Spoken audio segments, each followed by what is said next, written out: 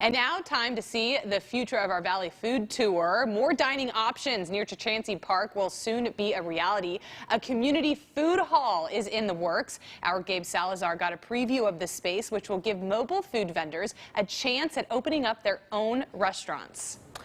Yeah, that's right, Emily. In this year's budget, the City Council approved District 3's rebuild plan that includes $5 million to convert an old, dilapidated warehouse into a community food hall inspired by popular places like Pike Place Market in Seattle or La Cocina in the Bay Area. Here's a closer look. Ever stepped out of a Grizzlies game and looked for a place to eat nearby? Well, right now this abandoned building across the stadium is an eyesore, but there are plans to completely transform the space to offer more dining options. Here's the layout. One section will be a community space that will have a commercial kitchen for mobile food vendors. This is also where they can get their business license to open up their own brick-and-mortar restaurant. Another section will hold micro restaurants and food stalls. You can dine in, take out, or enjoy your delicious food outside on the patio.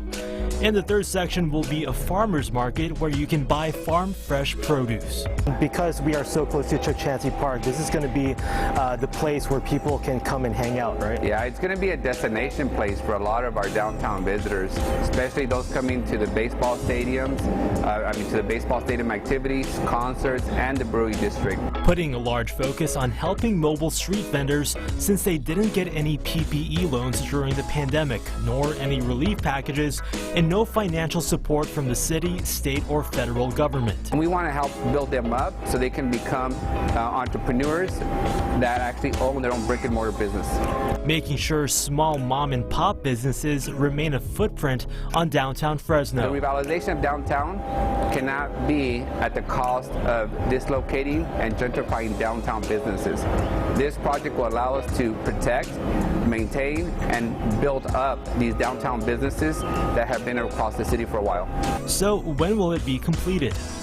We're hopeful to be able to get everything in place this year, but we do anticipate at least a year and a half of design and construction before we can officially open. So it's probably going to be a 2-year window. Okay, Gabe joins me now to talk more about the project. So I was just telling you, me and my sister were just talking about this, how Fresno could really use a food hall, and they said it's going to take about 2 years, yeah? Yeah, just about 2 years. So they have until the end of the year to just get everything in place, and then about 1.5 years of construction. So hopefully very soon. And so do they talk about how people get a space?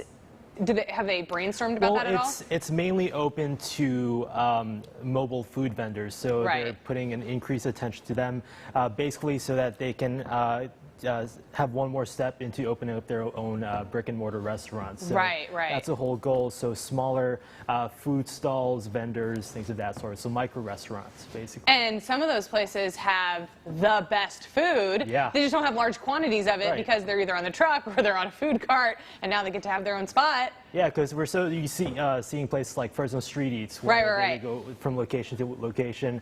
This is meant to be the one-stop shop for those who go to the ballpark.